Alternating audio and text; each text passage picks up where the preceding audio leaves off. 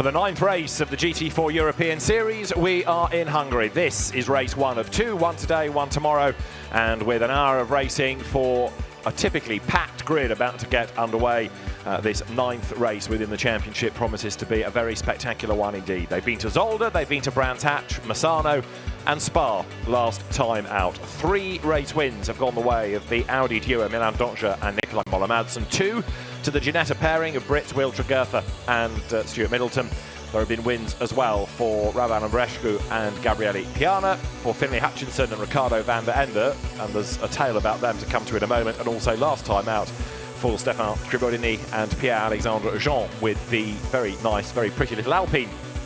Now, the grid is being formed. It is an hour of racing, as I say, ahead of us, and pole position based on a standalone qualifying session claimed by Gabriele Piana. The German-based Italian lining up with him at the front of the grid is Reinhard Koffler with the KTM. Then comes Will Tregurtha and Gottfried Pilz on row 2. Nikolai Moller-Madsen is on the 3rd row with Florian Janitz for company ahead of David Loger and Max Kobold. Pierre-Alexandre Jean is on row 5 with Mike Skabissa for company. Then it's Pavel Lefterov next on the grid. And alongside Lefterov is Seb Morris, guesting for the injured Andy Merrick with Stephen Patrick. Andy, get well soon. The grid scrolls through. At the very back, there should have been the McLaren of Ricardo van der Ende and Finlay Hutchinson. That's got through 2 engines apparently already, and so has been withdrawn for the weekend. And it means that we lose Ricardo van der Ende, but Finlay Hutchinson then joins Duncan Houseman in one of the V8 Racing Chevrolets, and it will start at the rear of the grid. So Finlay Hutchinson, as a race winner this year, is on the grid, albeit not in his regular mount. David Addison trackside as the grid continues to form. Everybody making their way round to form up in the 2x2 grid formation. We don't as yet, in fact, have the pole position car looking down onto the grid. Gabriele Piana not there yet, as you see clambering out of the car, getting a bit of fresh air, stretching his legs before we go racing Reinhard Koffler. So the pole position BMW is now arriving on the scene, and for Gabriele Piana and Ravan Ambrescu, who were winners in the first race at Misano, in his pole position once more, and with the safety car, the leading car, parked to the front of the grid, ready to guide them around. We will be getting underway shortly. Just slightly behind schedule here at the Hungaroring because of earlier dramas in qualifying sessions we've had this morning. There is Seb Morris, normally to be found behind the wheel these days of Bentleys, but it was one of his Team Parker Racing co-drivers, Andy Merrick, that's put him in the frame for this drive, and Seb Morris, former single-seater gun, certainly one to watch. There is the number 55 Ginetta, which is started by Will Tregurtha. Will, who is the Ginetta Junior champion, British GT4 class champion, along with the man that he beat for the junior crown, Stuart Middleton. 24 KTM, and there are plenty of these on the grid. Gottfried Pilz, who started quite a long time ago, but has been more recently the BMW 325 Challenge champion, a regular in GT4 over the last couple of seasons. Number 5 to be started here by Nikolai Moller-Madsen, starting on the 3rd row of the grid. Moller-Madsen, who came from the DTM supporting Sirocco Cup and the Audi TT Cup. We've seen him race in the Blancpain Sprint Series as well as in GT4 racing, and a very competitive driver indeed. 47 Mercedes up to the grid, which is going to be started by Florian Janitz, former Carter, and moved up into single-seaters initially in the Formula Renault 1.6 category, but we've not really seen very much of him for 3 seasons or so before coming back into GT racing this year. So Florian Janitz will be one to watch, that's for sure. And the Mercedes there, you can see starting on the outside of the 3rd row of the grid. Now the Alpine, which is a very pretty little car, this is 27, one of the 2 examples on the grid, the car in the hands of David Loger and Eric Mouet. It is David Loger who will start in the Alpine, the A110 GT4, very much in its shape a throwback to the car of the 1960s, and it's one that's certainly been getting rave reviews as a road car and now starting to win as well. In the championship, just to make the point, it is the Tregurtha Middleton crew ahead of Moller-Madsen and Donja on points. This is the car that's 3rd, number 1 BMW. Max Kobold will start. He's got Simon Knapp as the co-driver, and they could do with a good haul of points. They've been banking them solidly, not winning races, but scoring good points. Pierre-Alexandre Jean is ensconced behind the wheel of his Alpine, which he shares with Stéphane Tribodini, and that is another car to keep an eye to because it is another car that has been a winner this year, starting on the inside of the 5th row of the grid.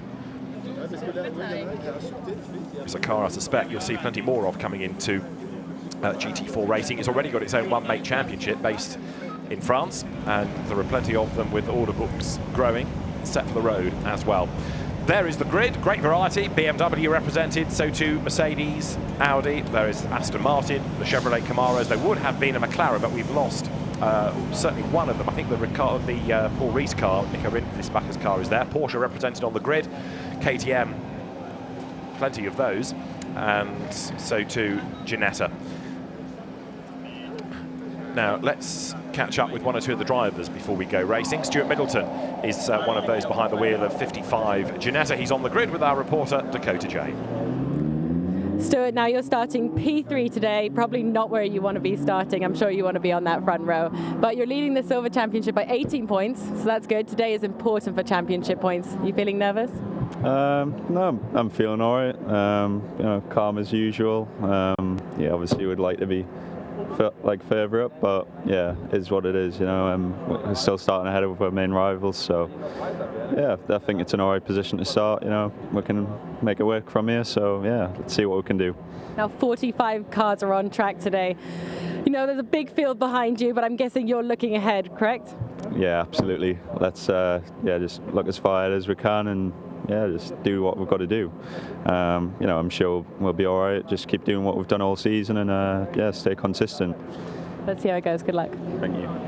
So Stuart Middleton gets set for the second stint today. He will be the start driver tomorrow, and it is Will Tregurtha who will be doing the first stint in the Ginetta, run by HHC Motorsports, which is the Yorkshire-based, Harrogate-based team of Charlie Kemp and Jody Hemmings, both decent racers themselves, but they've made a very, very successful squad, running partly historic cars, but certainly specialising in Ginettas. They've got a long-term plan to be at Le Mans. They've won Ginetta championships, they've won British GT4 with Ginetta, and looking to try to win this GT4 European Series this year. HHC, which effectively stands for Harrogate Horseless Carriages, which was the initial car dealership, is very much one of the top teams. However, the opposition is going to come from the Phoenix Run Audi. I've mentioned Nikolai Müller-Madsen. He will go first and then hand over to the man we'll hear from next, Milan Doncia. Correct, as you said, David, the opposition, I'm standing with him right now. He's looking fairly confident. Are you confident, Milan? Yeah, I'm always confident, or just relaxed. Yeah, we only have 2 rounds to go and we're standing second now. So no, we just need to do our best, and let's see what happens in the first race.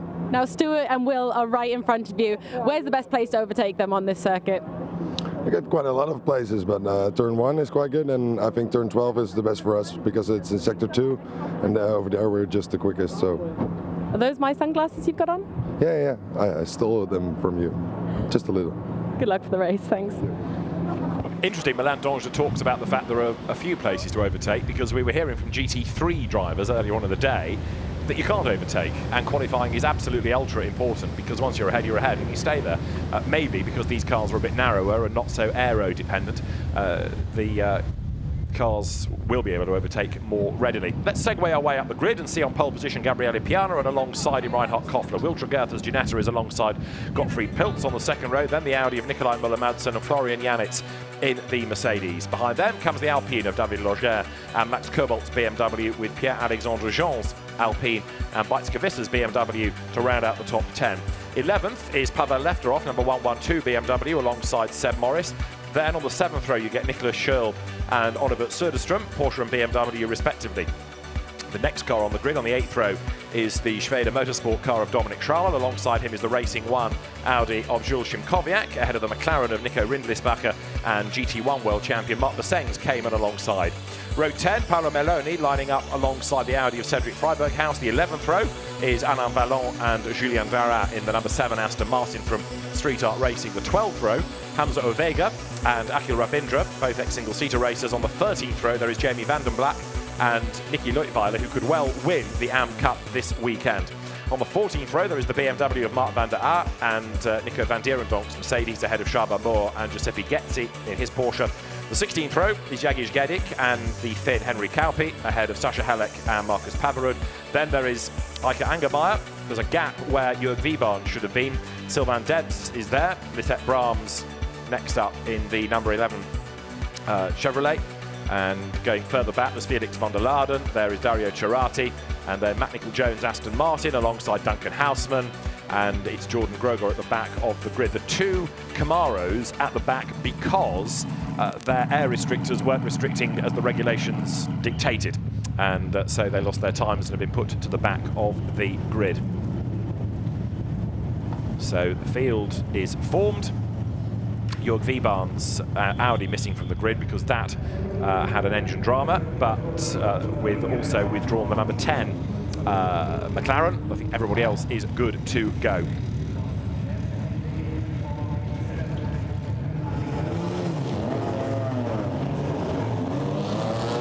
The formation lap is underway. It is the first of two races in the GT4 European Series. It's a category that's been around now for well over a decade, but it's really in the last 2 years or so that it has become this soar-away success. And now, with more manufacturers building cars, not relying on independent tuners to make them into race cars, more and more teams, more and more drivers getting a turnkey race car, the championship, the category, and the racing is getting better and better all the time. We have got a car in the pit lane, and it is one of the KTMs, just looking down. And I'm trying to see which one it is that's not on the grid. It could actually be the car that should have been on the front row of the grid, because we saw getting out of the car Reinhard Koffler, but there's one of the KTMs in the pit lane. It's opposite me, there it is, but I can't pick out a number on that car.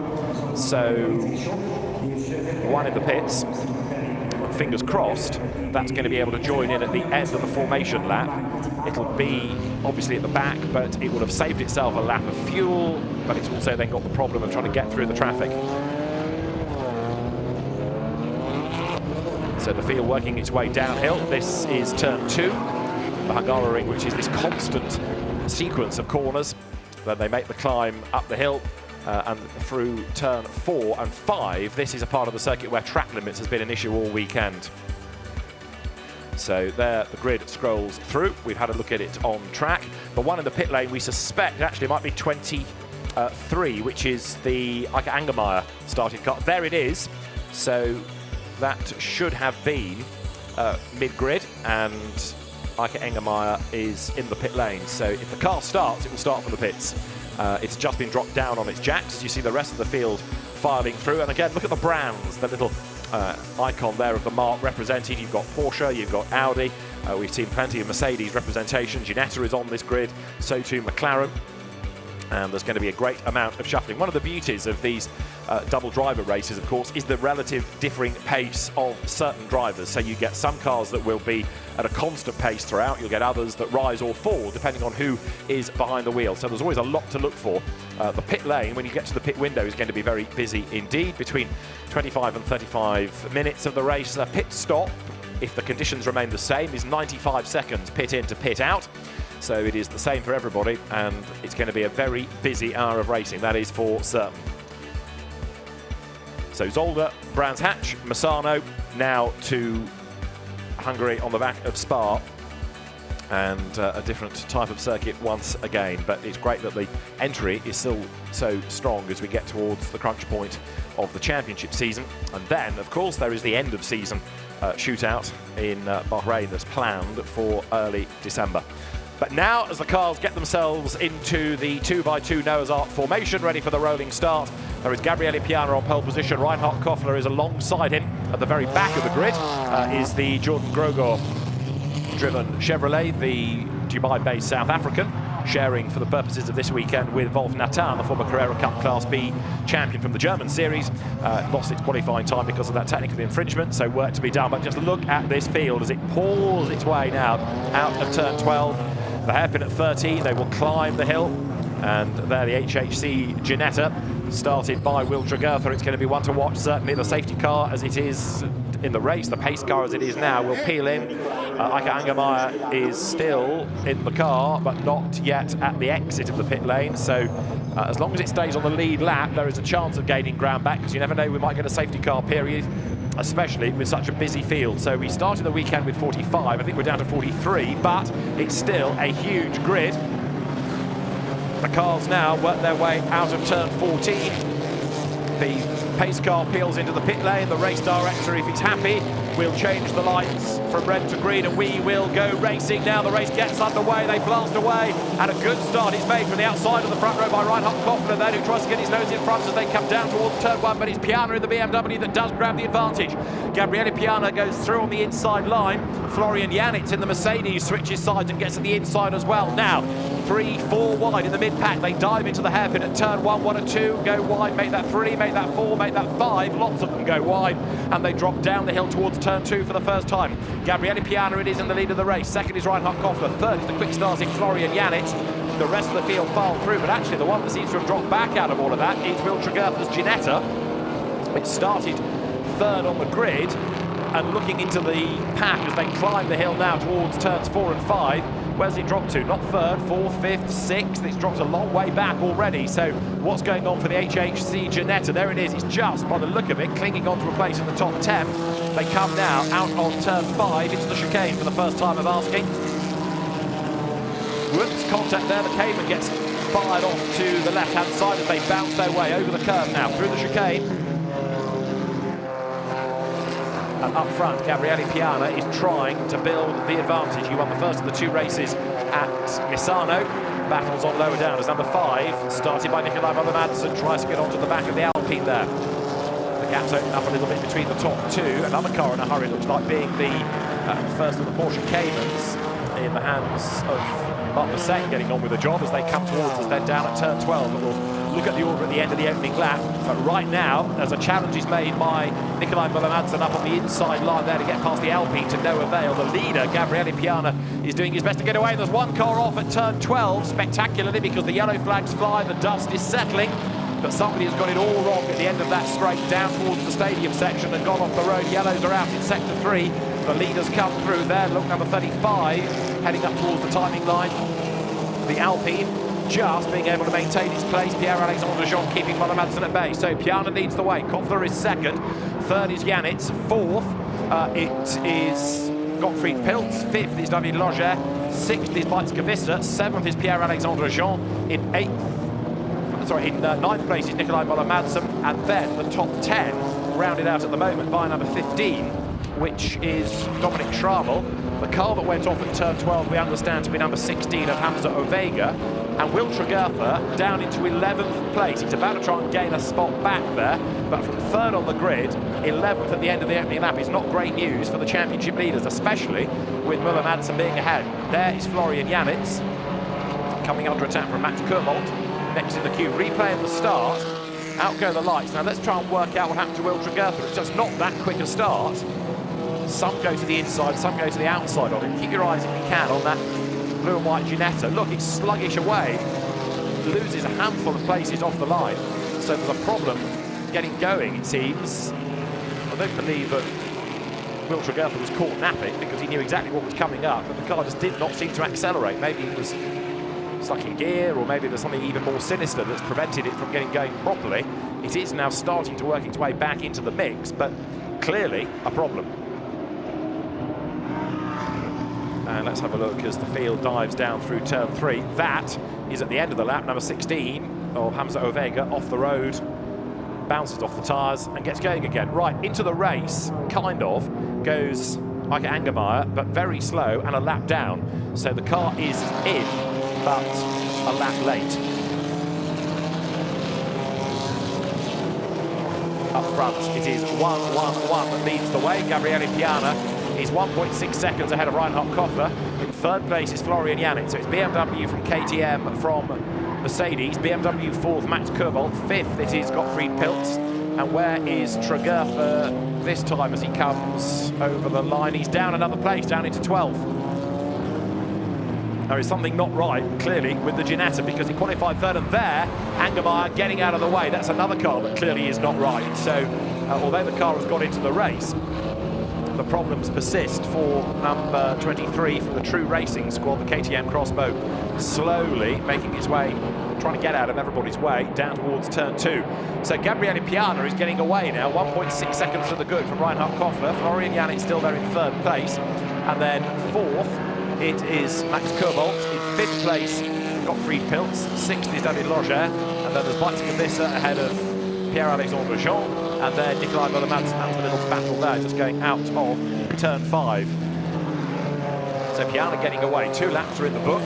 It's an hour of racing. And remember, within the championship, there are the 3 classes. There is the Silver Cup, the Pro-Ams, and the AMs. Nicky Leutwiler is the man that should well indeed, win the AM competition in the championship here this weekend. But right now here, Weizsäcker coming under huge amounts of pressure. Ike Angermeyer's race was barely worth getting into because it lasted as far as turn 2, and then the car has come to a halt. That is him done. Mercedes there, look, having a go to the inside line, trying to squeeze through, and Seb Morris does go by on the inside line. That was a good pass there, going up ahead of Dominic Schrammel. So Seb Morris into the top 10 there. In the meantime, Will Tregerfer still battles on, but still clearly is struggling relative to the pace evinced in qualifying. So Gabriele Piana's BMW booms past the pits, getting away now from Reinhard Koffler. The gap is 1.8 seconds. Janitz and the Mercedes still third. Koval is fourth. Fifth is Gottfried Pilz. Sixth is Loger in the Alpine. Seventh is Weizsäcker. In 8th place now, Nikolai Müller-Madsen. Down to 9th has got Pierre-Alexandre Jean. Into the top 10, look, Seb Morris. 11th is Dominic Schrammel. And there is a huge effort, which is going to come to nothing from Nico Rindlisbacher. He made his move to try to get past Will Tregerfer. Couldn't get the car slowed down in time and cannons into Dominic Schrammel. And you could see that coming. There was just no way that was going to stop. The yellow flags are out at turn 1, and look, he brakes at the last possible moment, but there's no way the car's going to slow. He gets on the grass to try and give himself some space, but the line he's on is only ever going to meet a car. Dominic Schrammel is that driver. All the liquid comes out of the McLaren. Rindlisbacher spins on the liquid, faces the wrong way, and Dominic Schrammel, the completely innocent party in all of that, is out of the race, and Nico Rindlisbacher has got a case to answer, I'm afraid. So straight away, that incident is under investigation. Rindlisbacher says, sorry, couldn't do anything about it. Well, kind of could, really. And that was to not have braked quite so late, unless, given the benefit of the doubt, it was a brake failure. But either way, it was Rindlisbacher trying to make the pass, and up the inside, cannoning into the side of Schrammel, which has put the 2 cars out of the race, and that's going to be looked at after the event itself. So, all of a sudden, Will Tregerfer has gained back 2 places, putting him in the top 10. There, look, you've got Gottfried Pilz in the Felbermayr-backed KTM. It's a good GT family. Porsche Felbermayr Senior and Junior have been around SRO paddocks for a long, long time, and GT paddocks, sports car paddocks in general. There is Dominic Schrammel, who can't quite believe his luck. He's okay, but bitterly disappointed, hugely frustrated, and hugely annoyed, as you can see, with that, because he was doing nothing wrong, turns into the corner and just gets wiped out. Schrammel, former German Formula 3 racer, Formula 3 Euro Series racer, Formula 3000 racer, and the safety car is on standby. Now, part of that is because of battered cars, part of it I think might be because of liquid on the road. Gabriele Piana leads the way, there are the yellows, look, and I think we are going safety car. It's on standby, but I can, on the screen it says on standby, but there's a safety car board at the start line. So the safety car boards are out on the start line, and now confirmation that the safety car is on track. So the race is neutralised, and that means that Gabriele Piana's advantage will disappear. Everybody will bunch up behind, and the cars now turn out of turn 5. So the race interrupted by that fair old contact down at turn 1. And the drivers will slot into position. And the frustration now for Gabriele Piana is that his ability to build a gap disappears. He can't now pull clear in this stint because everybody has gone onto his tail. We've still got a reasonable amount of time before we get to the pit window, so we should be good to have the race back underway. But it does take away the number of racing laps for him. So Nico Rindlisbacher out of the race. That was the car due to be taken over by Paul Rees, and this is the other concern, apart from all the debris on the road down at turn 1, that liquid as well coming across the road. Hopefully it's coolant rather than oil. Looking at where it came from, I think it is coolant, but the officials want to just double check that before the cars are released once again. The snatch vehicle is on the scene, ready to get rid of the McLaren. It's not been a good weekend. We lost one even before qualifying with engine dramas, and now, sad to say, the Team GT entry has gone as well. So we've almost got to the end of the first 10 minutes, plenty of drama. And the race order is Gabriele Piana ahead of Reinhard Koffler. Third is Florian Janitz. Fourth is Max Kobold. In fifth place is Gottfried Pilz. In sixth is David Loger. In seventh place, Beitske Visser. In eighth place now, it is 33, which is Sepp Morris. And that will put that Mercedes as the leading Pro-Am, incidentally. In ninth is Pierre-Alexandre Jean. And 10th is Nikolai Müller-Madsen. 11th is Will Tregertha. So after problems off the line, that car is creeping back into the mix now.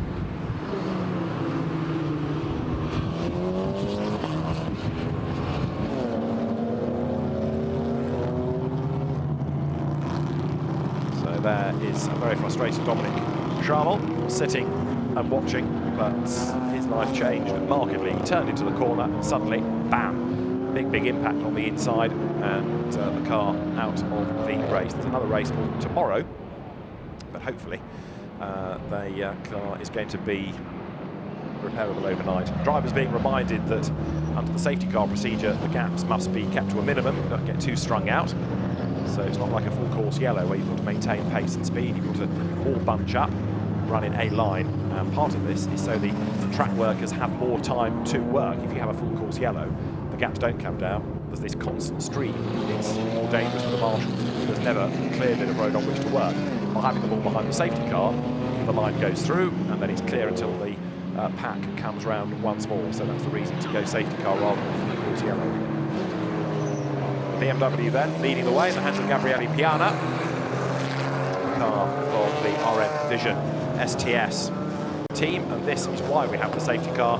Charging up the inside, Nico Rindlisbacher, the car unable to slow, cannons into the side of Dominic Schrammel's Porsche, and as you can see, as you would expect, Schrammel very angry indeed about that.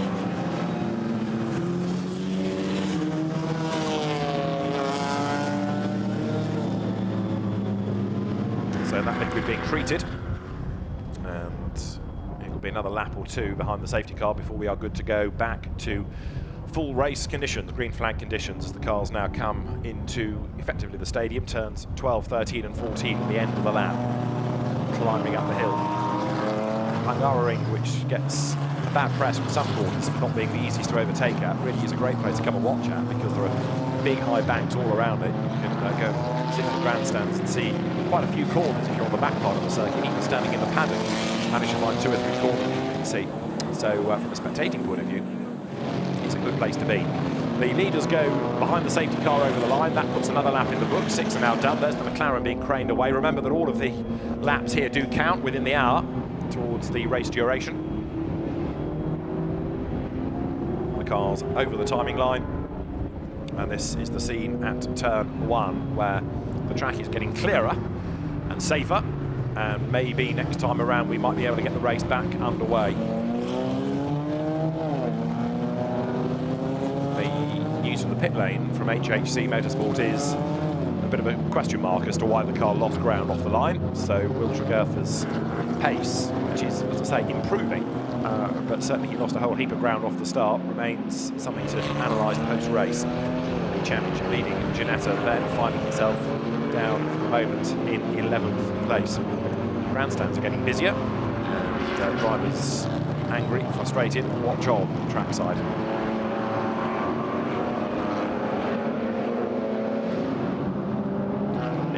Backer then out of the race with the McLaren. Marshall's trackside await activity, and there's going to be at least one more lap before the race gets underway. Car number 18 now reports smoke coming from Jordan Grogar's Chevrolet. The safety car will be in at the end of this lap, so we are going to go racing this time. And as the cars now work their way towards the completion of lap number 7, drivers will be getting themselves ready for the restart of this first of 2 races this weekend here in Hungary. The circuit that came onto the Grand Prix calendar in the mid-1980s. It has been a regular fixture in things like Formula 1, the European Truck Racing Championship, the World Touring Car Championship, being here, the DTM is an occasional visitor. It's a busy circuit, and still, of course, home to Formula 1 Grand Prix. So the safety car in this lap, and we look forward to seeing whether Gabriele Piana is going to be able to maintain this advantage, and are we going to have any shuffling of the order on this restart. Let's see then, as the cars are about to make their way up through turn 13. Safety car comes in. The race will be back underway this time. We've got about 9 minutes or so before we get to the pit window. There is the leading BMW, Gabriele Piana, then the Italian, who moved to live near the Nordschleife to gain experience of the circuit and improve his work prospects in things like the VLN. He leads the way now as we go back racing with number 1 BMW there of Max Kurbach, looking for a way past the Mercedes of Janitz, who wants to get past the KTM of Reinhard Koffler as they come down towards turn 1, and Janitz goes through up in a second spot. Kurbach thinks about the inside line but can't really get close enough as they tiptoe their way round. Some keeping away from the liquid, others having to plough through it. It might still be a bit slippery offline, but a good restart by Gabriele Piana. He is away and gone. The battle is on for second and third and fourth places. Reinhard Koffler to the inside line. On the outside line, it's Kurbach as they drop down the hill. Into the pit lane has come Jordan Grugard with a rather smoky Chevrolet Camaro, and the race leader is up towards turn 4 now. And look at the gap that Gabriele Piana has pulled on this restart. He was a second ahead as they got to the timing line, and he's building that even more, especially with this battle pack disputing second spot behind him. So you've got Janitz ahead of Koffler, then it's Kurbach, Pilz and David Loger running in 6th place at the moment in his Alpine as the cars come through the chicane. Use as much curb as you can without abusing the track limits there. Straight line it, make it as quick as you can. And there, look, Reinhard Koffler in the KTM. Very nimble little car, trying to fight back, almost up the inside of Florian Janitz and the Mercedes. The door closed just at the last second. Reinhard Koffler didn't commit, backed out of it, so the KTM, which he shares with Ferdinand Stuck, comes down now towards turn 12. There is Jordan Grugard in the pit lane. Grugard, the South African driver, based in the Middle East. We've seen him in the main Blancpain Championship in its early days. Looks as though this might well be a retirement. Car number 9 is being warned about respecting track limits, that being the Lisette Brahms driven car. McLaren shared with Luke Brahms, as up towards the end of the lap comes Gabriele Piana.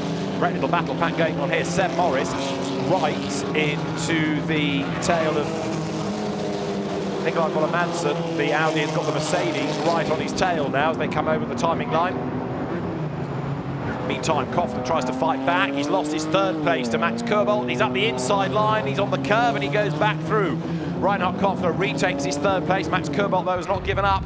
Side by side look as they drop down towards turn 3. You've got Gottfried Pilz in the blue KTM behind them, but the BMW goes through and then late on the brakes, charging back up the inside.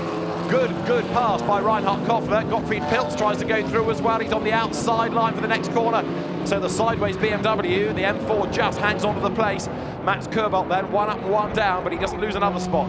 The order is Piana from Janitz. Bit of a gap back to Koffler, who's reasserted himself 3rd. 4th is Kurbach, 5th is Pilz, 6th is the Alpine of Loger, 7th place Bikes. And right on her tail is Nikolai Moller-Madsen, and right on his tail now is Seb Morris, and that is the 55 Ginetta stranded trackside. So Will Tregertha is out of the race.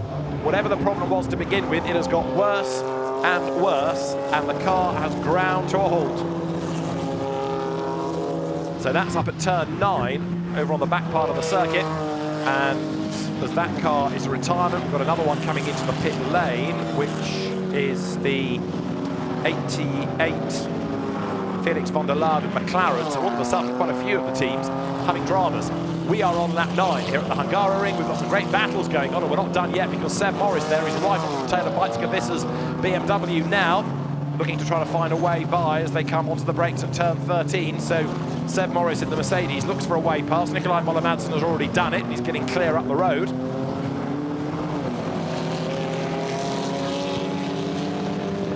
Accelerating their way now. There's an incident between these two cars already under investigation between Bikes and Seb Morris. Seb, former Ginetta Junior champion, but he's raced in F4, in Formula Renault, in GP3 before making a name for himself in GT racing, British GT champion. Over the line, they've all gone pouring with 9 laps in the book. We're not far off the pit window either. Gabriele Piana leads the way. Florian Janitz is 2nd. Another challenge made at the end of that long, fast pit straight, hard on the brakes. So 3 seconds now is the lead gap, and others still working their way up through the field. Number 31 Mercedes is the car we've just seen gain a place down at the first corner. That is Csaba Moore, the home driver, the Hungarian driver, driving for the Sellerslach racing team. Patrick Sellerslach, who for many, many years was a Corvette stalwart in FIA GT. Now here, battle is on between the Alpine and the McLaren. 89 is Alain Ballon at the wheel.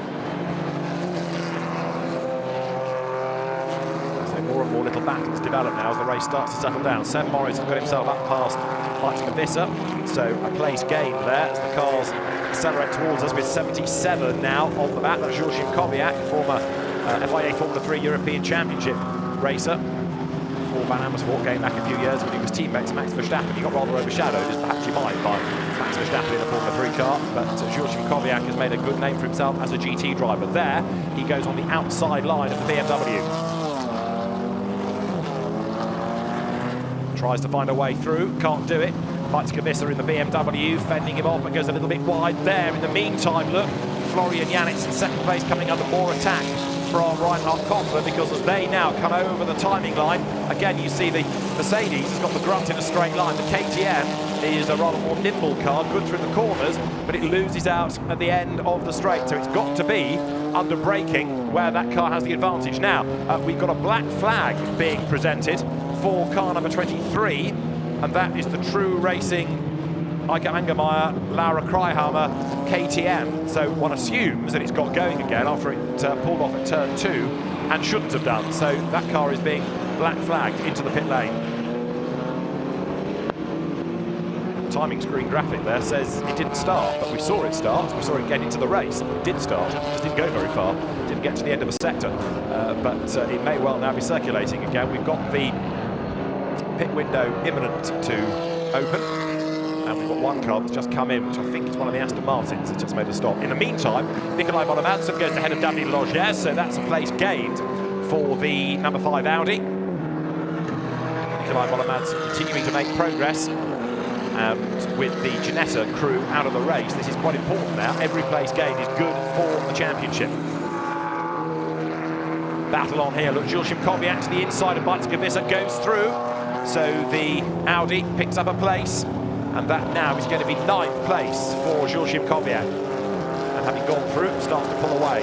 There is the 007, almost rainbow painted Aston Martin that is in the pit road. The street art car, Julien Darras and Pascal Bachmann. So it's not a routine stop, because it's coming too early for that. So I fear this could be another one. There is a drive-through penalty. As you look at the second place battle, let's just get this out of the way. Florian Janitz hanging onto the place. There's a drive-through penalty for 112. Pavel Lefterov causing a collision with 55, which is the Ginetta. Now, does that partly explain why Tregurtha is out of the race? 112 gets a drive-through. Doesn't put number 55 Ginetta back in the race, but it might at least, as I say, go some way to explaining what's gone on there. Down to the end of the pit straight. On the inside, back into third, goes Max Kobold in the BMW. But while all this is going on for second, third and fourth places, the leader is 6.5 seconds up the road. Florian Janitz, having worked his way through into second place, is doing a good job of repelling everybody else. Trouble is, the leader is getting away. There is Max Kobold, getting quicker and quicker, and this is what we've seen in other rounds of the championship, that the car's a bit of a slow burning. It's quicker and quicker as the stint wears on. Facing the wrong way in the meantime, number 71 BMW, that is Paolo Meloni. That's the W&D Racing Team car that gets back into the race. And how did he get there? All self-induced, wasn't it? Too much throttle, loops it coming out of the hairpin, and around he goes. The pit window is imminent to open for the midfielders. It will be open at the end of this lap. The front runners might just miss out, we'll see.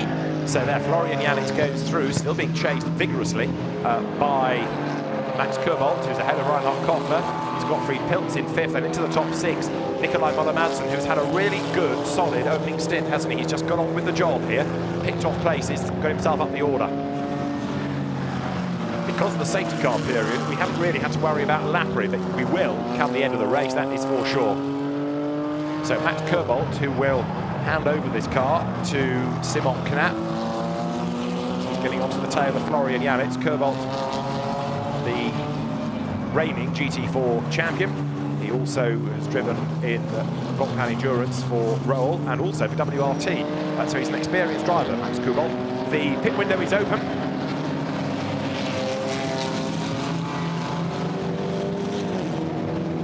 Over the timing line comes the new third place car. Max Kubold goes through and losing that spot. Reinhard Koffler staying in touch ahead of Gottfried Pilt, but Nikolai Moller-Madsen, who will give way to Milan Doncia, 6th in the Audi. That could be the real sleeper in this race now. Look, he's picked his way up the order and is there ready to strike as we get into the second stint, because again, you're going to have cars with different drivers on board and that might shuffle the pace. Still, I think number 1 BMW has a good chance of a win actually, because Simon Knapp is very, very quick indeed. Into the pit lane comes 76.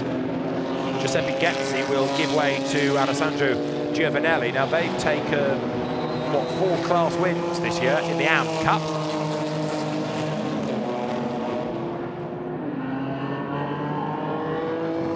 So the HHC Ginetta, we'd seen trackside. We then heard about the rather aggressive BMW being given a drive-through. It was damage between the two cars after contact that put the Ginetta out, but they think it's fixable for tomorrow.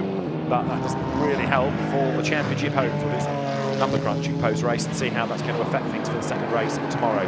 Out of the race early doors. Right, here comes Koffler back on the inside of Kubold and he goes through. Max Kubold loses the place and back through goes Reinhard Koffler.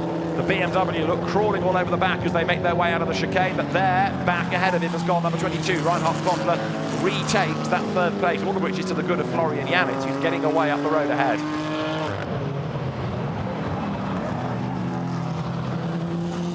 Through they turn. We've got people being warned about track limits. We've got driving standards flags being fluttered as the cars come over the line. The pit window is open. So who is going to be the first out of that leading group to make a stop? And also, the rain that's been forecast has just started.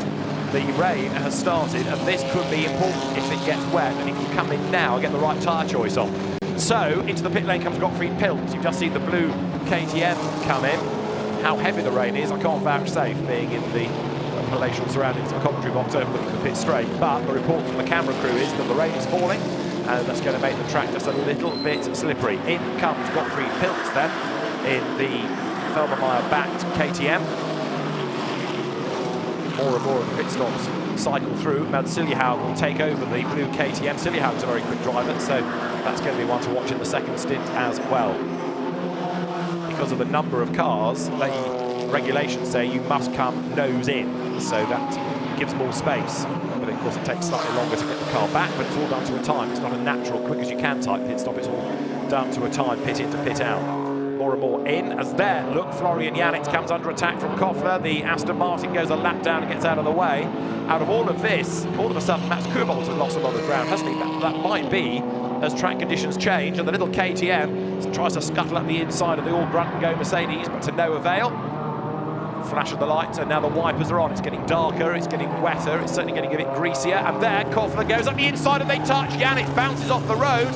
Reinhard Koffler, rather physically, goes through into second place, but it was a committed move, and you can see now that not only is the wind picking up, but the rain is certainly coming. The fans who aren't under shelter, wishing they were, doing something about it. So, they're all on slick tyres, but that might be something that the teams think about changing if the weather is getting really grotty come the end of this stint. It was forecast that it would be heavy rain for the majority of the day. Well, we've had a really nice morning, and there, the leader can't get into the pit lane. That was Gabriele Piana into the pits, but the car couldn't slow down. The only way to combat that was to go out and back on and do another lap. That shows you how treacherous it is. So in the last 5 minutes, it has got darker and wetter. It's like someone's flicked a switch, and now the drivers are going to tiptoe round on slick tyres, and even if you do want to pit, you can't necessarily get the car slowed down if it's by Gabriele Piana. This now is a tough one for race control, because the pit window is open, you can make your choice about tyres, and there is Florian Janitz going very deep into the first corner, enabling up the inside there, Nikolai Moller-Madsen. But do you neutralise the race because the conditions have all changed? The safety car is on standby, but we will go safety car, I think, and that's to allow the drivers the chance to get a feel for the conditions. You could argue that takes the natural element of the race out of this, because it should be down to the drivers to control things off the right foot, and they've got the opportunity in the pit stop to change tyres. So the safety car is being deployed anyway, and this, I can only assume, is for the change in the weather conditions. Now, if you're changing from slicks to wets, the pit stop can be 135 seconds. It's a longer pit stop. And the thunder has just come. There's a huge clap of it in the background that even indoors was distinctly audible in our booth. So we've got a wet road. You can even smell the rain actually now coming in through the window. So it's a very, very different Hungaroring from that we had an hour or so ago when drivers in the earlier sessions were talking about how hot it was inside the cars. This is going to change the face of the race as well, because if people are now having to change tyres, there'll be longer pit stops, of course, under the regulations. But if it's only a passing shower and some try and brave it out on dry tyres, then they are going to be in the box seat, assuming the conditions come to them. It's not horrendously dark overhead, but there is more rain forecast. And the thunder sounds like it's bonfire night. It's getting louder and louder, closer and closer. So our second safety car period of what is certainly a lively race, that is for sure. And the race order is number 111 leading. That was Gabriele Piana. That's 112 into the pit lane and going on to wet, look. So Pavel Lefterov gives way to Miguel Cristobal. And the leader is in. Basically everybody will be in now, come what may, because even if you served your stop, I would imagine you're going to change tyres. But no, Max Kubalt goes on for another lap. Now that's either very, very brave or pure folly. For a number of reasons. One is he's putting himself at risk on a wet road for another lap, and also, although he's going to get himself to the head of a queue of cars, he's going to lose that when he makes his pit stop to give way to Simon Canap. Depending on how long the safety car stays out for, it could go against him. So I'll have to wait and see, but I'm surprised the number 1 BMW has stayed out. He's not the only one, because David Loger is still there, Jules Shimkowiak has stayed out, Seb Morris has stayed out as well. But right now, the pit lane looks more like the assembly area, because there's so many cars coming into the pit road.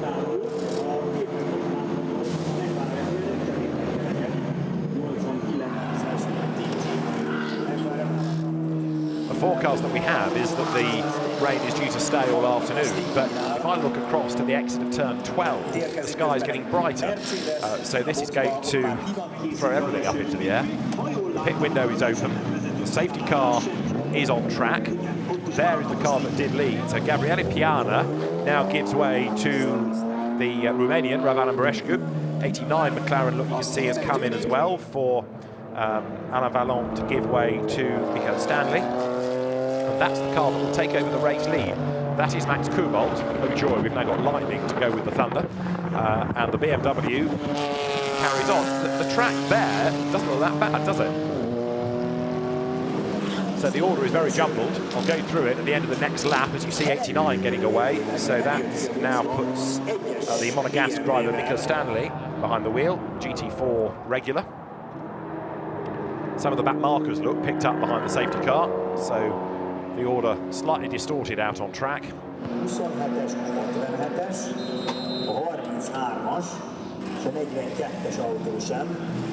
As car 60 accelerates down the pit road, and that is the Matt Nicol-Jones, now Fiona James, Aston Martin. The leader is in, effectively number 1, coming down the pit road, so Max Kubalt has given him one more lap, but it's hard to gauge just how wet it is. I think it might be different at different parts of the circuit, but it's still slippery, that is for certain out there on track, especially if you're on slick rubber. So Kubalt comes in, Max Kubalt to give way now to Simon Canap. 88, McLaren serving its stop. That's Felix von der Laden to give way to Bernhard Laber. And we are 26 minutes just under away from the end of the race. The rain's still falling, the wipers are still on, the track is wet, and the race leading car was number 1. That has now pitted, so at the end of the next lap we should get the proper order.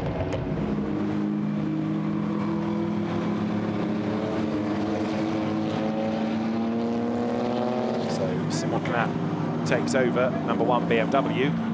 The safety car has behind it now number 16, which is the Racing 1 Audi, which will be Francisco Guedes, having taken over from Hamza Ovega. Door closes, Max Kubalt, good job done. still looking for a maiden victory this season. They've been regulars on the podium. They've actually got an account there, but not yet having had a win. But could it come in this race? Let's see. Simon Knapp is ready to go. Down the pit lane goes the BMW. Chad.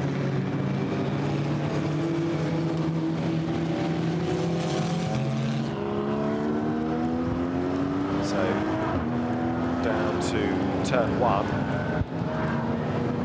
The next wave of cars pours out of the pits.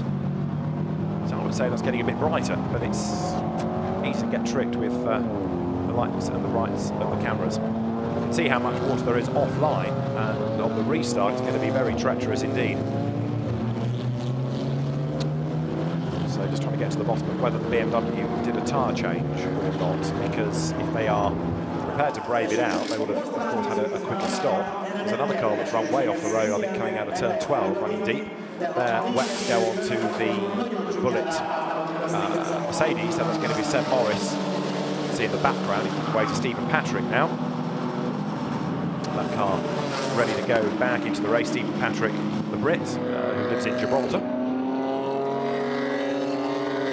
And the safety car there lets the field through, ready to collect the leader. Out of our window, I think it's brightening up. It's not raining as heavily. Wet tyres.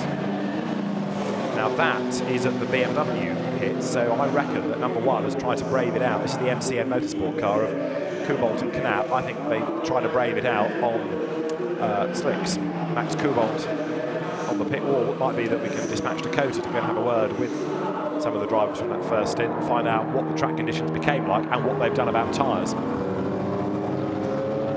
The hope being that it's a passing shower, brave it out, the road will drive, and it might not be the right call. We will see. Number 1 BMW then leads the pack.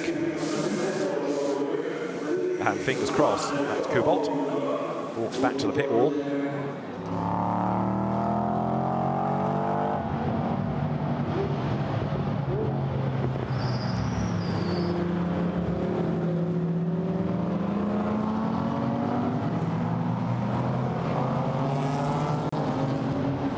So the number 1 BMW then takes over the race lead. It is behind the safety car. And I think what the race director is trying to do is just get everybody together, give them a lap to settle down, and then release the pack.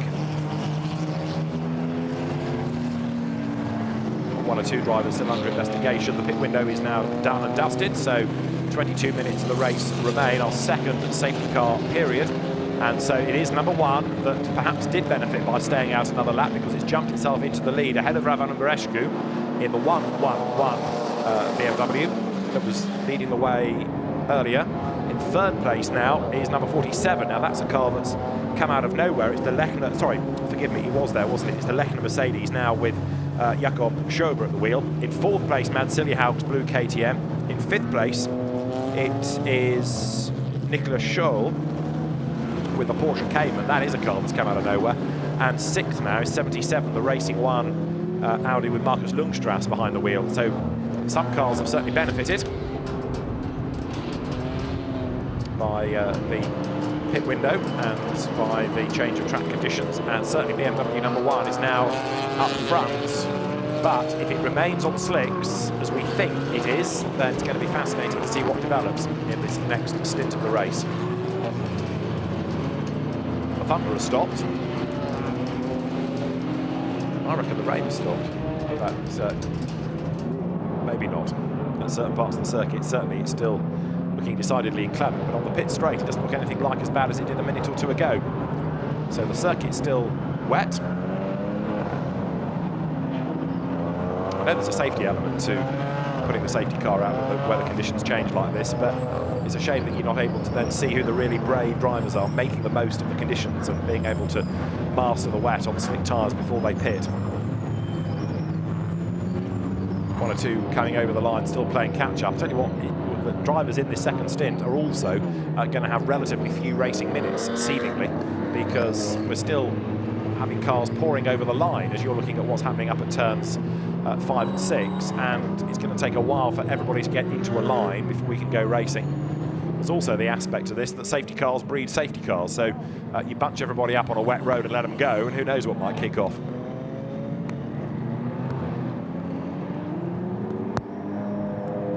So over the timing line they come, the back markers. The people playing catch-up. Nicholas Scholl's Porsche came and going through.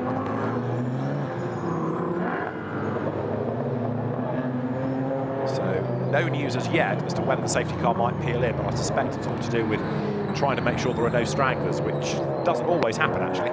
Sometimes the race will get underway with people a long way back from the safety car. And having said I thought it was stopping raining, that rain has suddenly come back with a vengeance, hasn't it? Both in the pit lane and up towards the end of the lap. So conditions now are thoroughly nasty.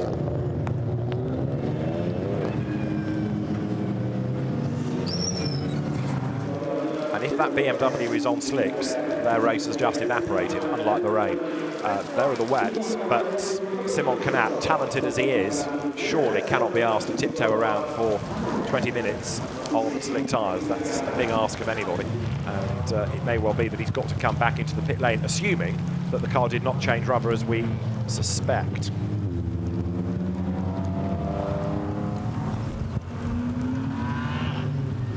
One or two of the teams querying why the safety car is out, because it's not to recover a car, it's just because it's raining. But the rain is getting heavier. But they've changed onto wets for the most part, so let them go now.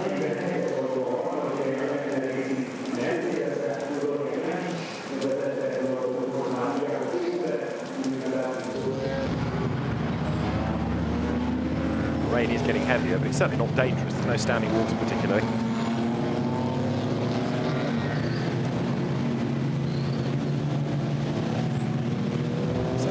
Car up towards the line, and it is Simon Canap leading the way. In second place is Ravan Umbreshku, who's got 4 back markers between him and the leader. In third place it is the Jakob Scherber Mercedes. In fourth place Mansili-Hanks KTM. In fifth place now Nicholas Scholl's Porsche. Sixth is Markus Lundstrauss with the Audi. Seventh it is the number 13 Schwede Motorsports Philippe Bettker Porsche. In 8th place, Alain Vallon's McLaren. In 9th place, as you see, another tyre change going on. In 9th place is number 8, which is now Koen Bogarts. And the top 10 completed by number 22, which is the True Racing Ferdinand Stuck KTM taking over from Cochran. Now, anybody that did think about staying on slicks has changed their mind, has come into the pit lane. But for as long as they're behind the safety car, it's kind of irrelevant anyway, because they're not being allowed to go at a proper pace. Safety car stays out.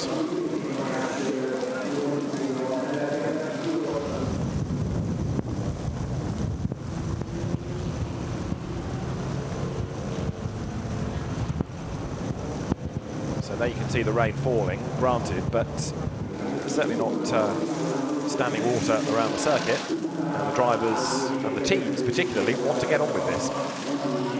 The only person that would be quite happy for it to end under the safety car, I guess, Max Kubolt, who's standing under shelter watching what's going on. Safety car remains on track due to heavy weather conditions. The race director answering the questions of the teams as to why the safety car is out there, but cars are struggling on these tyres, and let us hope that it can get going. It's actually worsened the weather rather than improved, so if the safety car has to stay out because of the rain, then we're going to end up with it taking us to the end, aren't we?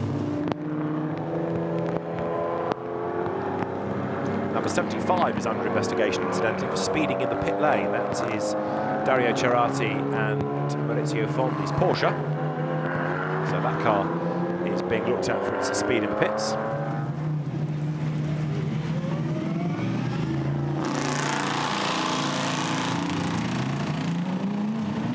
Still being told that the safety car is on track because of the heavy rain.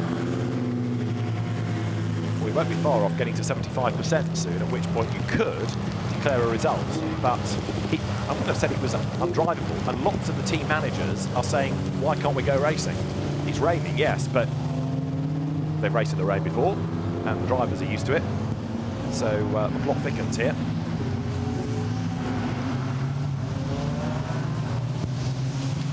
but the race director is ultimately in charge of making that call, not the teams. Might be different in MotoGP, but here the race director is adamant that he's not bringing in the safety car for the moment. Curiously, the cloud is lifting, even though the rain is getting heavier. I can see more of the scenery in the distance compared to a lap ago. Number 9 is now under investigation, which is the Duncan Houseman, now Finley Hutchinson Camaro, for crossing the white line at the pit entry. Well, how Piana gets on then for going into the pits and out again because he couldn't slow down. That's sort of a bit Lewis Hamilton-esque, isn't it? From earlier on in the year at the German Grand Prix. How he goes on, I'll have to wait and see.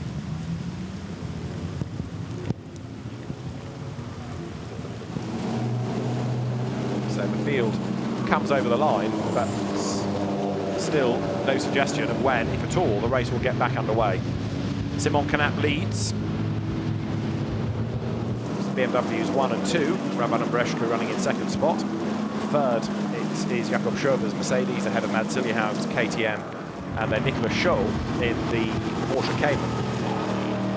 He's a soloist as well, so he's able to go for the whole race on his own. Just getting a replay of the cars generating the spray.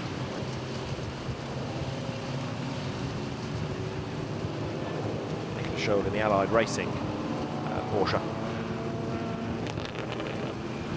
So there the rain continues to drop.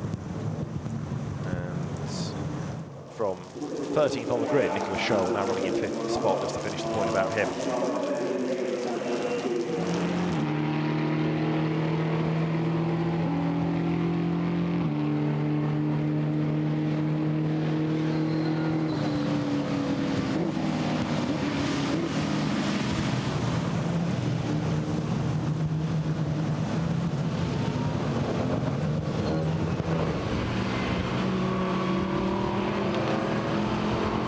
So 1 or 2 of those that were delayed, still trying to play catch-up, but the safety car remaining out because of the rain.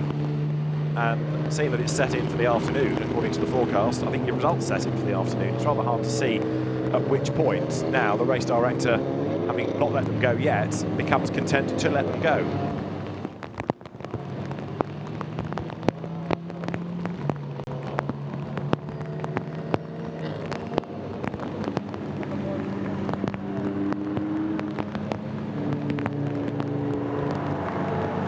Starters, we've lost a handful with incidents and mechanical dramas, but out of the pit stops, number 5 Audi, looking to try to gain points back in the championship, has fallen back down into 11th place. So you've now got Milan Doncia behind the wheel of the car, sunglasses on when he was on the grid, wipers on now, but that car dropped a fair few places with the pit window.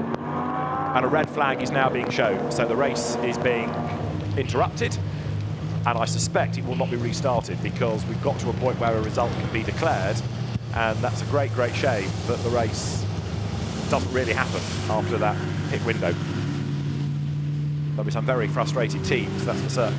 And the red flag shown with just under 12 minutes to go. We are at, I think I'm right in saying, 75%, and so Max Kubalt should be a very happy man. He is with Dakota, and although many of the teams and drivers are frustrated, he's probably a very happy man. That's a first win of the season, assuming we don't get a restart. Max is absolutely pouring down here in the pit lane, but that was quite well for you. You did really well in the pit stop. Are you still out on slicks or are you on wet? We're on slicks. So yeah, it's a gamble.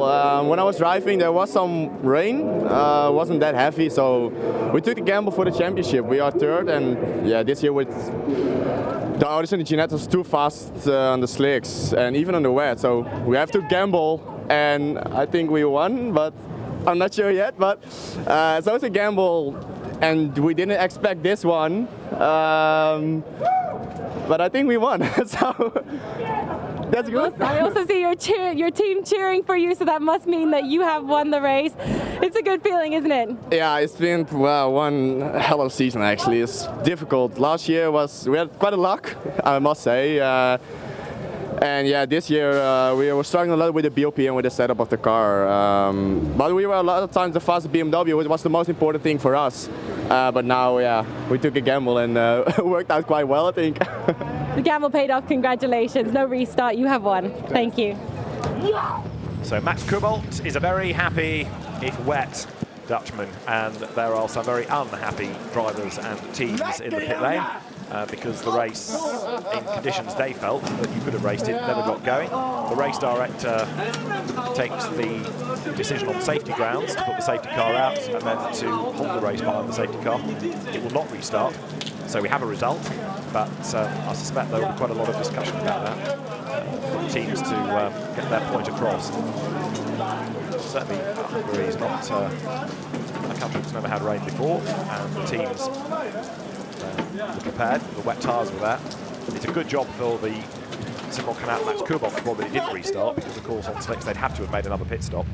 And there is a replay of number 110 BMW. That was the Nico Menzel Leipziger Visser car that finished in 14th place. That I think has another one that stayed on the slick rubber. So it's a shame really that the weather affected things the way it did. There will be another race tomorrow. The forecast for tomorrow is a lot better, bright and sunny, but Max Kubalt scampers off towards the podium. The circuit is certainly a wet one and no restart.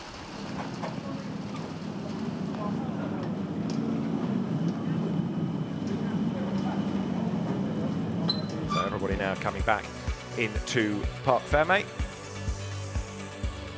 And Max Kubalt and Simon Knapp, the winners, with a margin behind the safety car of 4 seconds over Gabriele Piana and Ravona Marescu. Third, Florian Janitz and Jakob Schober. Ahead of Gottfried Pilz and Mads Siljehout. Nicolas Scholl, soloist, is fifth, ahead of Joachim Kowiak and Marcus Lundstrass. Mark Beseng and Philippe Baetke, seventh from Alain Vallon and Mika Stanley. Mark van der Aert and Koen Bogaerts, ninth from Reinhard Koffler and Ferdinand Stuck to round out the top 10. Confirmation of who finished where behind. There are one or two drivers still being investigated. Nicky Luttweiler, having talked early on about the fact he's 19th in this race, that he could win the championship in the AM class this weekend. Third in class in that race. So more points, but I don't think he's over the line, so to speak, yet as far as that championship quest is concerned. Race 2 is tomorrow, and hopefully that is going to be less weather affected, and we'll be able to see the kind of racing that we saw at the start of that first race all the way through. The cars due on track at 11 o'clock tomorrow. Let's have a look at the highlights. It started in the dry, and it began with Gabriele Piana taking the race lead as the cars turn out of the first hairpin. Dramas for the number 55 Ginetta. That car was slow off the line, and although Will Tregertha did gain some places back, there was contact later in his first stint and it put it out of the race. Also going off the road early was Hamza Vega, got it back onto the circuit, but lost ground early doors. This was the reason for the first safety car. Nico Rindlisbacher up the inside, cannoning off the Porsche of Dominic Schrammel. He was out of the race and very angry about it, as you can well understand. So the safety car was deployed while the road was cleared. We went back racing and we were treated to a great battle with Florian Janitz in the Mercedes, squabbling with Reinhard Koffler. With its broken suspension there, you could see it crabbing its way off the track. Will Tregertha out of the race. More drama down at the last corner as well, as cars started to slide and spin, and then as the rain came, we had the cars slithering for traction. The pit window was open. Some came in for wets, others couldn't slow down in time, and the race leader, Gabriele Piana, had to do another lap. Because of the rain, out came the safety car, and there it stayed. Number 1 BMW stayed out for one more lap and took over the race lead, and then the car stayed on its slick tyres, tiptoed round behind the safety car, and those drivers in the second stint never got a racing lap in. The race was stopped, and that meant that Simon Knapp and Max Kubalt took a first victory of the season. And although there's no doubt a lot of discussion about that, it's a very happy team that has brought itself into the mix now as far as the championship situation is concerned, with, of course, another race to come for the cars tomorrow morning. Red flags, sadly, ending the action. So the drivers will make their way up towards the podium. There are podiums for the Silver Cup for the Pro-Ams and the Ams. We need to catch up on who's wearing the championship. Let's do Pro-Am first of all. Mark Laseng and Philip Baker leading from Marcus Lundstrass, and then Patrick Zamperini and Shaba Moore next up ahead of Hamza Ovega, with Pavel Lefterov and Miguel Cristobal fifth in Pro-Am after this first race of the weekend. Dominic Schrammel, of course, not scoring. Jean-Louis Jasper, Jörg Wieber not getting into the race, and Merrick sadly not here because of his injuries at the Spa 24 Hours. And as I said before the race started, Andy, get well soon. Lots of newcomers to the championship, meaning that we have lots of drivers scoring points over the course of this championship. And Pro-Am as competitive as ever, with Marcus Lundstrass coming home as the winner in that second stint with Joachim Kobiak in this first race. The AMS, Nicky Leutweiler is almost there for the championship. Alessandro Giovanelli and Justin Dietzi are second, and then it is Gwenel Delumier and Sylvain Debs third from Eric Mouet and David Loger. Nico van Dierendonk and Johan Vannerum are fifth from Lisette Brahms. Nicolas Schurl, class winner today, seventh, and you could argue that was a proper win because he had to do all the work himself, no co-driver. He is then next in the queue, and Nicolas Schurl, somebody who's busy not only in this championship but also in the Central European Cup as well. Just as you've seen in Pro-Am, there's a real spread of scorers. Some people dropping in and out for occasional races, others doing the whole championship season. And the Silver Cup, well, it's now very competitive indeed. Just 2 points between Tregertha and Middleton from Knapp and Kubolt, who move ahead of Milan Doncha and Nikolai Moller-Madsen. Stefan Tribodini and Pierre-Alexandre Jean come next, but it really is game on going into tomorrow's race. Just 2 points then now between the Ginetta crew, which retired today, and between the BMW drivers, victors in this first race of the weekend here at the Hungaroring. And again, lots of different drivers scoring points depending on when they've raced, where they've raced, and perhaps who they've raced with as a co-driver. But as the championship gets ready for race 2 tomorrow here at the Hungaroring, it's been a very lively race, but a great shame that, just like last weekend for motorsport across Europe, weather affected. Tomorrow's forecast, as I think I said a little earlier, is due to be dry and sunny all day. Hopefully that is going to be the case, and we'll be able to see the kind of racing that we know that GT4 can deliver, with big grids and lots of excellent drivers. The 3 competitions, the Silver, the Pro-Am and the Am, all giving good racing. So it really has been a championship that's enjoying a stellar season, but just a great shame that we've not seen the best of it today thanks to the weather conditions. So it's a wet track that will greet the drivers for the next qualifying session, in fact, coming up in about 10 minutes time here. So different race directors, different ways of looking at things, but the first GT4 European Series race of the weekend is done. The podium is being made ready, and the drivers will be there very shortly indeed. And having said that, the thunder has just kicked in again, so get ready for that podium ceremony. Simon Knapp and Max Kubolt, happy winners. Simon Knapp's probably never had such a win when he hasn't had to do a single racing lap, just tiptoe round to get to 75% really behind the safety car. But a win is a win. It's maximum points as well because of the distance achieved, and that will put them onto the top step of the podium. So everybody getting ready,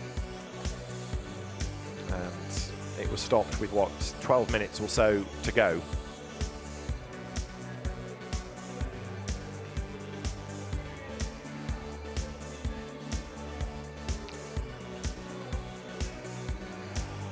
So the drivers making their way onto the podium.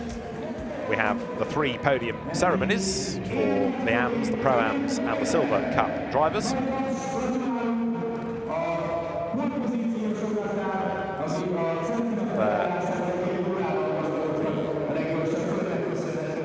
Pro-Ams coming out first. Oh no, sorry, forgive me, the pole sitters coming out first to get their Satina watches. So the drivers from each of the classes, each of the categories doing a pole position lap, receive their Certina watches, the official timing partner through Swiss Timing of the GT4 European Series. And the drivers now stand at the front of the podium, complete with a watch for the photographs. And they're not the kind of thing you want to lob to your mechanics, that's for sure. So the first part of the podium is done. And we will then have the Silver Cup drivers, Max Kubalt and Simon Knapp, to the top step very shortly.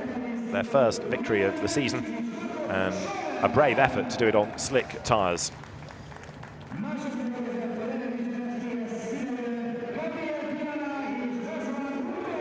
So there we have Florian Janitz and Jakob Schober. Out comes Ravan Marescu and Gabriele Piana for second place, and the top step will go the way of Simon Knapp and Max Kubalt, winners for the first time this season in the GT4 European Series.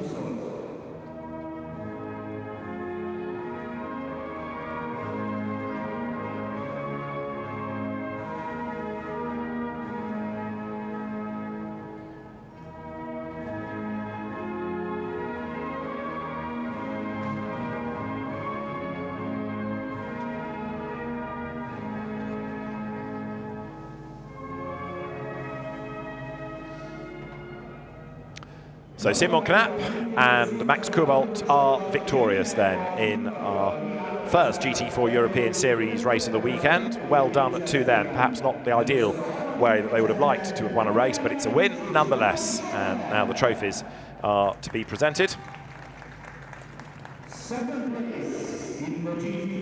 Jakob Schober and Florian Janitz, a very good drive. They receive the winners' trophies. Then for second spot, we have Ravan Marescu and Gabriele Piana. And for the first time this season, the winners' trophies go to Simon Knapp and to Max Kubalt.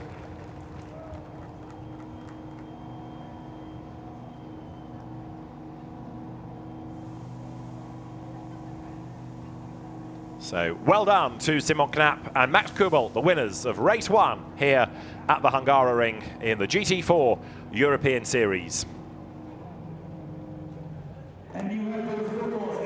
The champagne sprayed, and very, very happy, if rather bedraggled drivers. The rain, I tell you, has, as is often the case, you stop a race, it then eases, it's brighter, not sunny, but it's certainly a lot brighter than it was 10 minutes ago.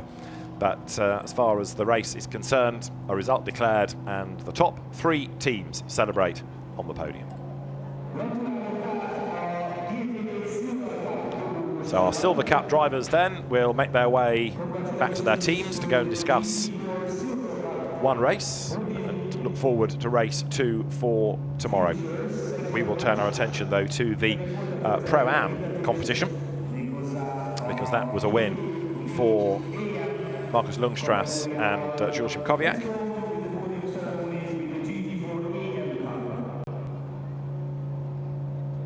And also there's the AM podium, Nicolas Schurl, the winner there. So that's his first victory of the season. He races largely in the Central European Cup, GT4 these days with this European, the Central European, which is a sort of Germany, Czech Republic, Hungarian series, and also the French GT4 Championship, plus GT4 in the British GT and in Blancpain GT Series Asia. It's getting ever more global, ever more successful. So the podium is made ready for the next combination of drivers. And there is just one doubleheader still to come after this. The Nürburgring, another place fabled for its weather, is in mid-September. That's where they will go to next. And then there is the non-championship spectacular planned for Bahrain in December.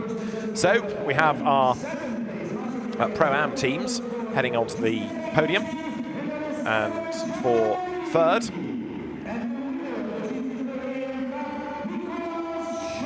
forgive me, the AMs rather than Pro-Ams. So you see Nicky Leutweiler, then you see Giovanelli and Getzi, and there is Nicolas Schurl in his first year of car racing on the top step.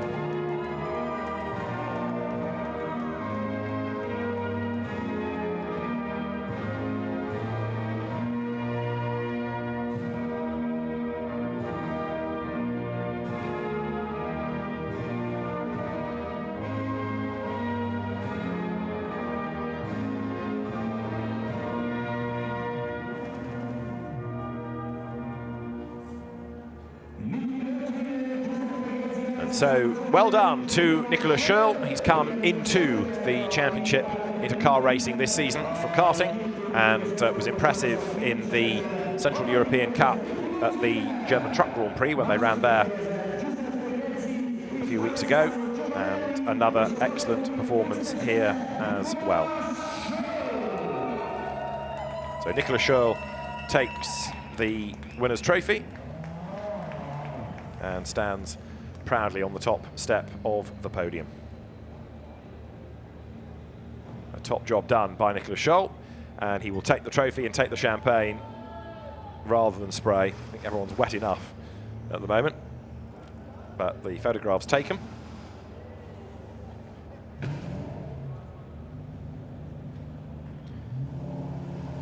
And they will make their way forward in a moment for the Pro-Am at Podium.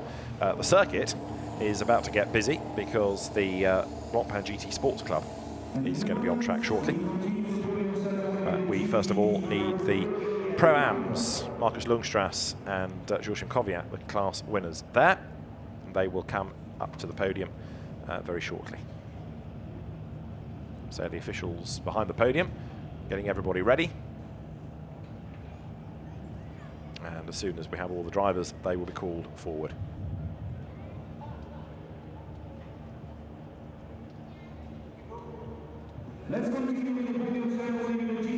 So our Pro-Am top three. It is Alain Vallon who will come forward for third place with Mika Stanley. For the second step of the podium, Philippe Bethke and Marc Bosseng, the former FIA GT1 world champion, very experienced driver Marc Bosseng, with Porsche fan and club level racer Philippe Bethke. And then for the top step of the podium, it will be Jules Kowiak and Markus Lundstrass, victorious in the Racing 1 run Audi.